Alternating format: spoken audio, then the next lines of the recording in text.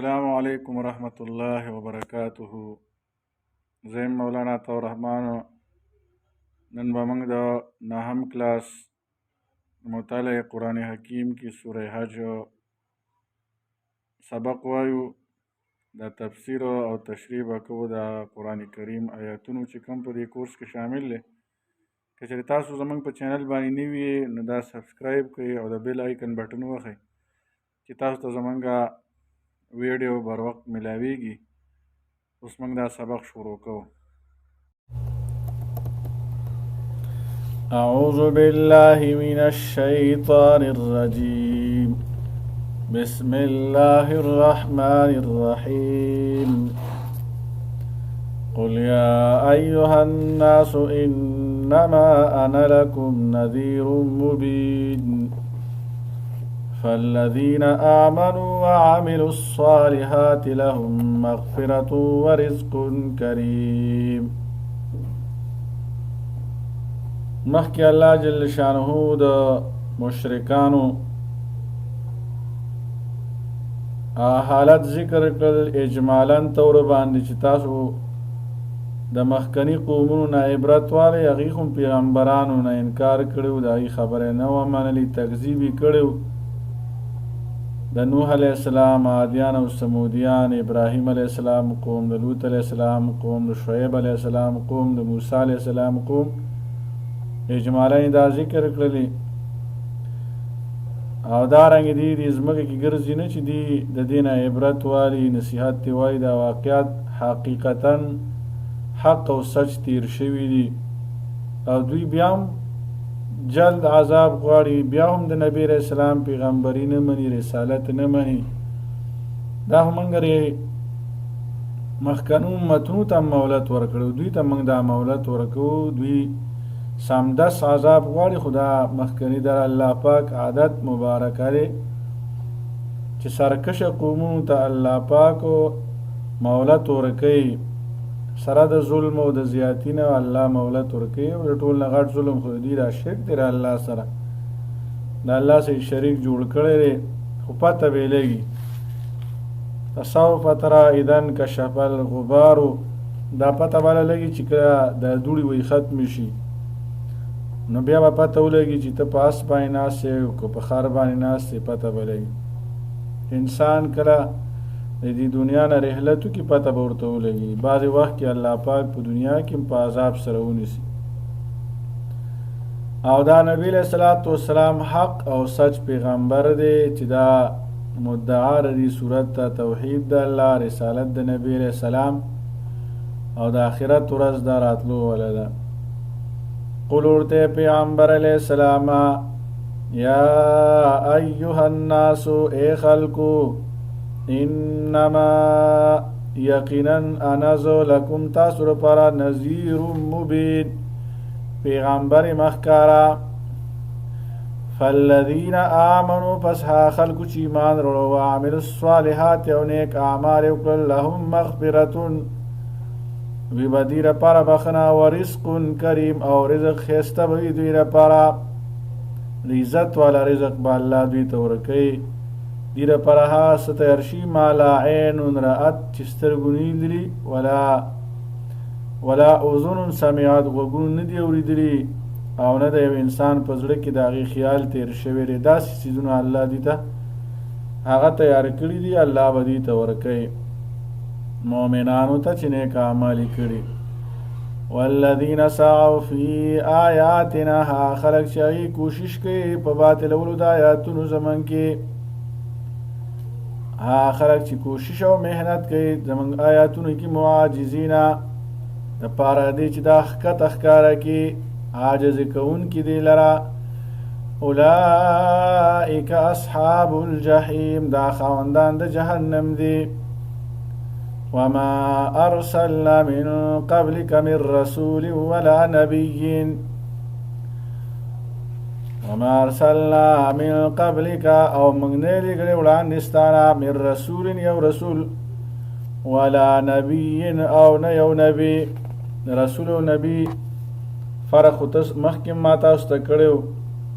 دی کې مختلف اقوال چې دا دواړه مترادف الفاظ دي، رسول او نبی یو دی. بعضې وایي چې دې کې خصوص عموم خصوص من وجه دی، نو ډېر قول مشهور قول پکې دا دی، واضحه قول پکې دا دی چې نبی هر هغه کس ته ویلی شي چې الله پاک هغه ته منصب د نبوت ورکړي، د قوم د اصلاح د پاره هغه راوتی الله را لېږلی، هغه تر الله طرفه وحی راځي،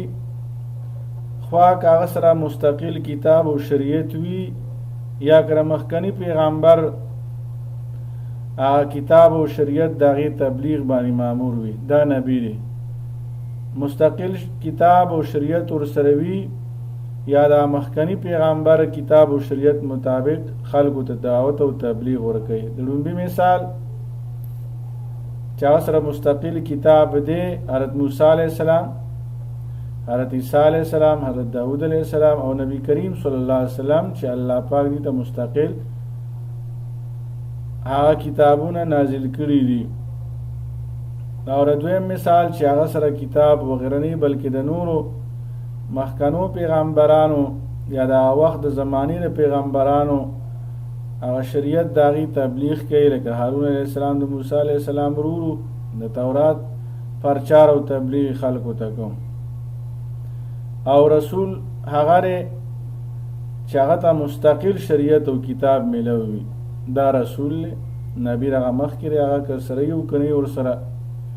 او رسول سره مستقل شریعت او کتاب خپل وي، الله ورته نازل کړی وي. وما ارسلنا من رسول، موږ نه لېږلی یو رسول ولا نبي نه نه یو نبي الا اذا تمنا، مگر دا چې کله د قرائت شروع کړي القى الشیطان فی امنیته، غورځولي دي شیطانانو د کفارو د خلکو په زړونو کې وسوسې فی امنیته، په وخت د لوستلو د هغه کې یو پیغمبر یو رسول هغه خپل کتاب او چې کوم د الله له طرفه کوم څیز هغه ته نازلیږي او هغه لولي، دا شیطان را لګي درې خلکو په منځ کې چې کوم رسولان او پیغمبران نه دي بلکې معاند دي، سرکشه دي، د دې په زړونو کې وسوسې اچي شیطان چې ګوره دا ایله دا پیغمبر جوړ کړی دی او دا څنګه حکم دی او دا یې څنګه حکم وکړو، دا څنګه چلو شو. لکه زمونږ په معاشره کې دا مشاهده لیدلې کلي خبره، خلک چې کم دینداره خلک وي نو هغه ورته صحیح لار ښیي، دوی پکې څونه نقطې او خبرې روباسي، دا شیطان هغه په منځ کې لوستلو کې هغه د وسوسې اچوي زړه کې.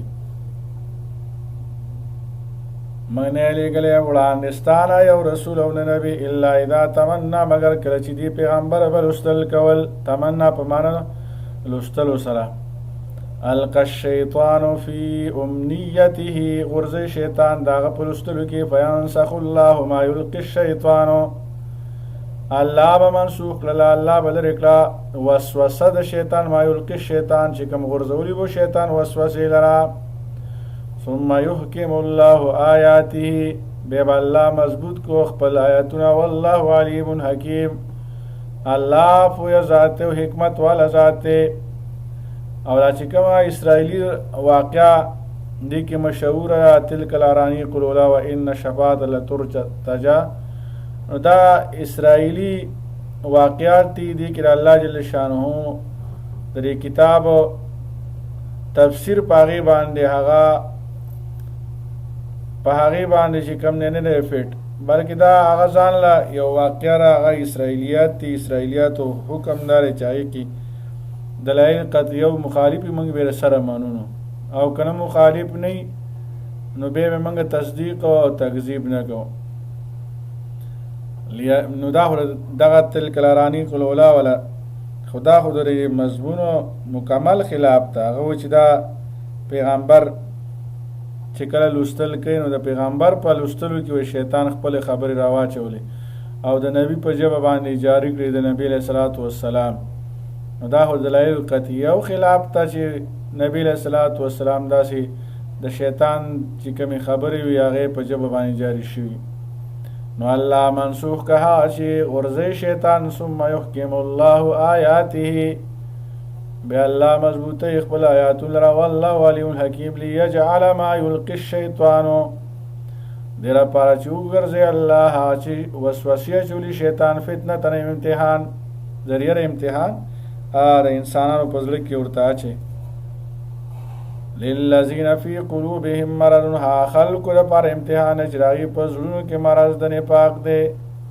والقاسیة قلوبهم دا خلقو دپاره چې زړونه یې سخت ایمان نه قبلې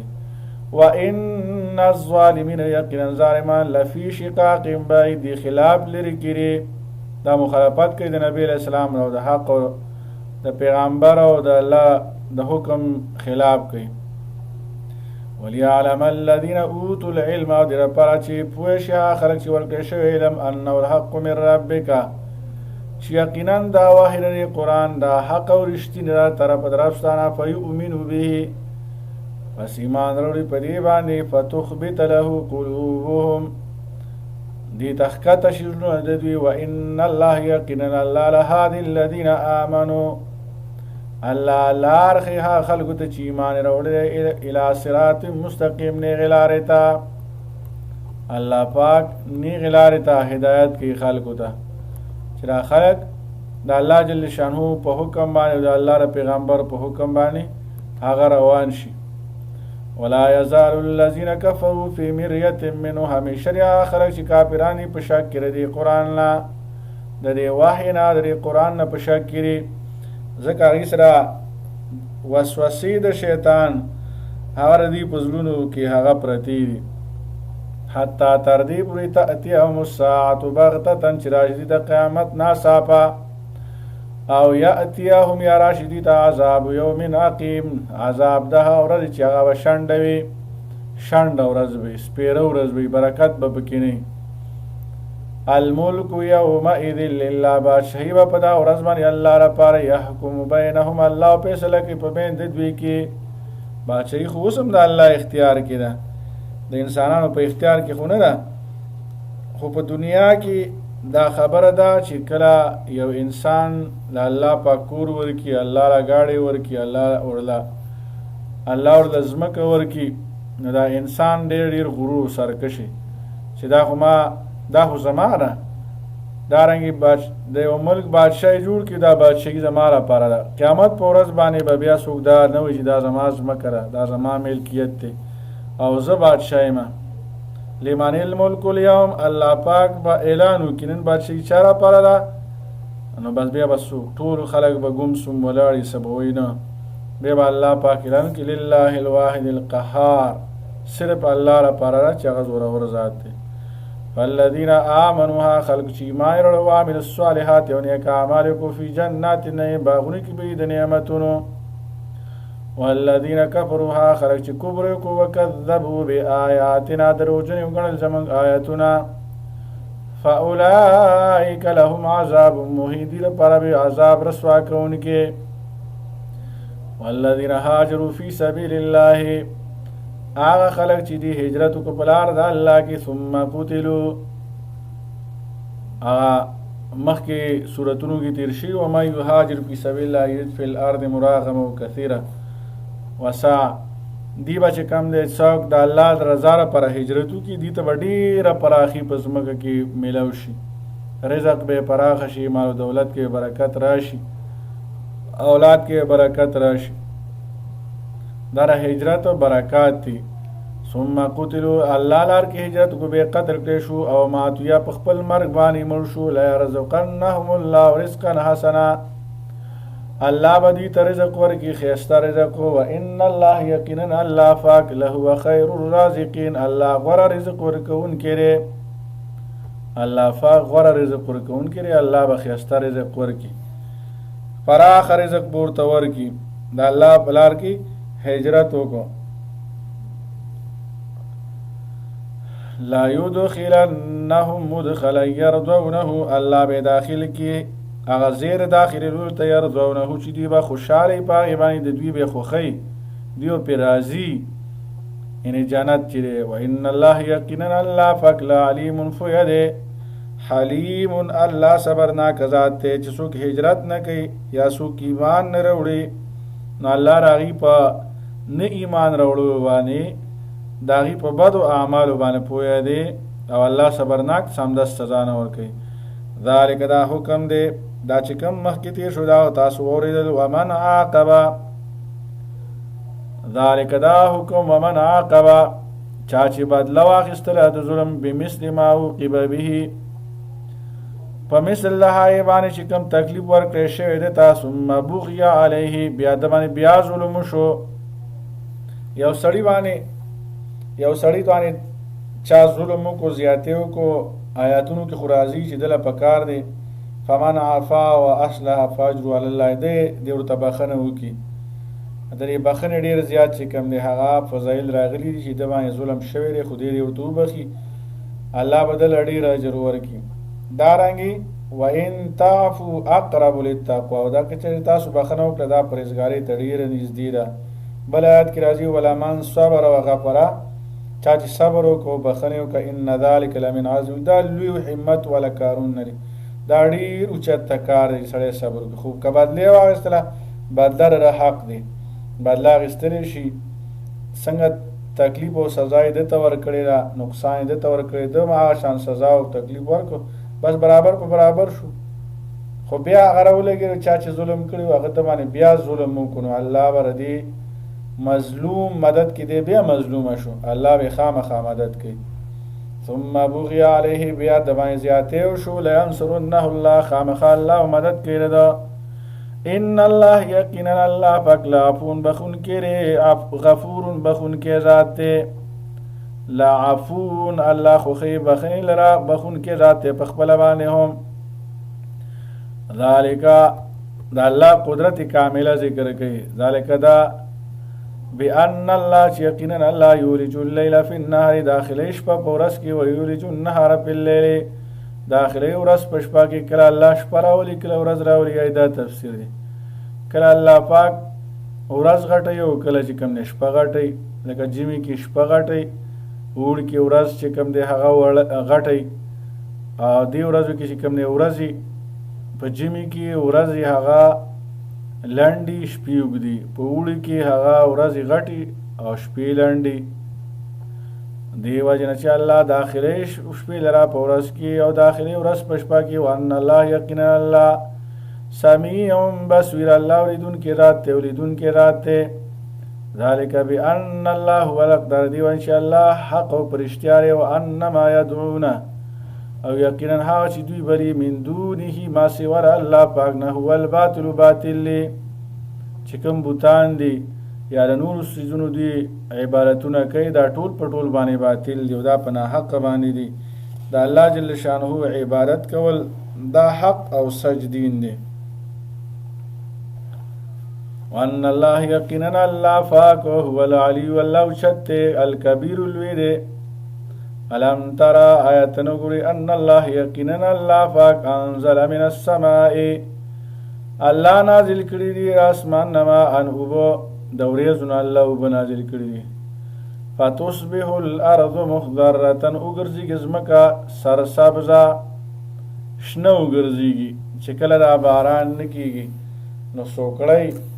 بیا خلک چې کوم دی د صلات الاستسقا منځو کې د باران دپاره منځونه کوي خپل عاجزي الله ته وړاندې کوي چې خدای باران وکړي باران سره ډېرې فایدې وي دا ځمکه شنه شي سرسبز شاداب شي زرغونه وکړي باران سره. ان الله یقینا الله پاک لطیف الله باریک بین دی خبیر خبردار ذات دی. له ما فی السماوات الله لپاره هغه څه چې په اسمانونو کې او ما هغه څه فی الارض چې په ځمکو کې دي. وان الله یقینا الله پاک له الغنی الحمید الله بے پروا ذات الحمید الله ستایل شوی دی. الله بے پروا ذات دی الله چا حاجت نشته دی الله ستایل شوی دی. الله صفاتونه کړه انسانانونه کی الله پاک هر یو سیز ثناخوان دی هر یو سیز چې کوم دی هغه صفاتونه بیانوي